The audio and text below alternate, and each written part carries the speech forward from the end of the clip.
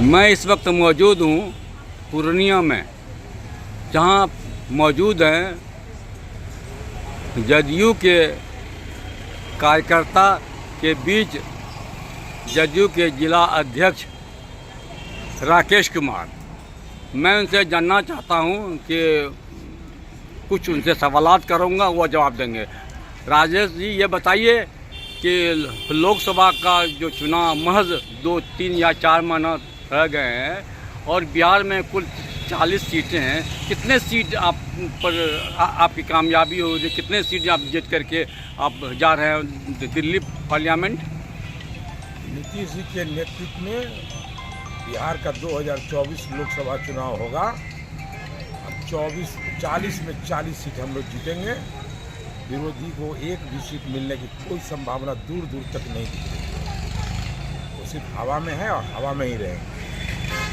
इसलिए कि हम लोगों ने, हमारे नेता ने, हमारी सरकार ने हर एक जनता के लिए बिना भेदभाव के लिए किए हुए न्याय के साथ विकास किया। ऐसा कोई भी वर्ग नहीं है जिसको विकास का लाभ नहीं मिला है। कोई भी वर्ग हो, शिक्षा। अच्छा, किस आधार पर आप कह रहे हैं कि 40 सीट में 40 सीट हमारा इंडिया महागठबंधन के खाते में जा रही है? काम के आधार पर काम किए हैं हम लोगों ने। गांव को गांव नहीं, हम लोगों गांव में विकास किया। हर लोग को, दलित हो, पिछड़ा हो, अकलियत हो, कोई भी हो, उसके लिए काम किए हैं। हम लोग व्यवसायी वर्गों के लिए भी काम किए हैं। आज बिहार कहाँ था? 26,000 करोड़ का बिहार 2005 में था, जब हमारे नेता नीतीश कुमार जी ने जब राज्य का गद्दी संभाला था। और आज ये बजट 2,26,000 करोड़ का है। भारत सरकार के द्वारा कम राशि दिया जाता है बिहार को। इसके बावजूद भी हम लोग उसी राशि से बिहार का जो विकास कर रहे हैं, उसके आधार पर कह रहे हैं कि हर जनता, 13 करोड़ जनता नीतीश कुमार के साथ, नीतीश कुमार के कार्य में विश्वास करते उनके साथ खड़ी है।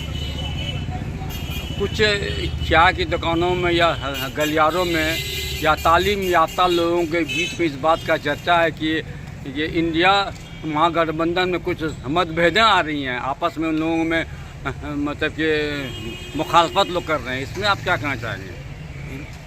इंडिया गठबंधन में मतभेद आ रही है। जो जिंदा होता है उसी का बुराई और अच्छाई होता है।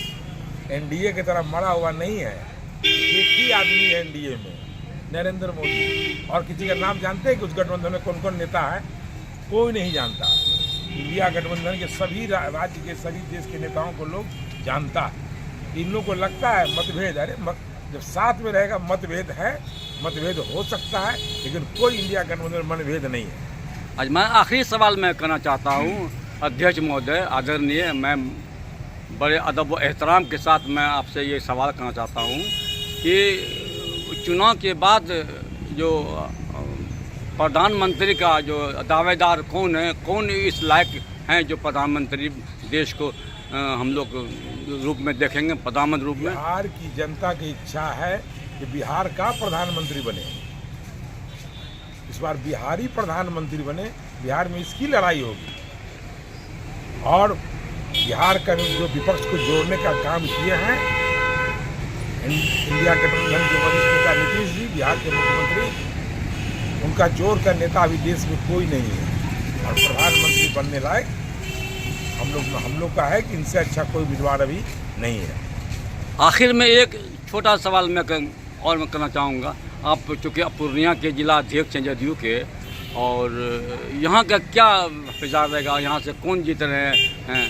यहाँ से ये पता चल रहा है कि आदरणीय संतोष कुमार कुशवाहा जो 2 बार वो MP रह चुके हैं, और फिर वो जन अधिकार पार्टी के राजेश रंजन पप्पू यादव भी चुनाव मैदान में का ऐलान कर चुके हैं। फिर बीजेपी का कोई न कोई कैंडिडेट आएगा, तो कैसे चुनाव का क्या माहौल बनेगा पूर्णिया का? माहौल क्या है?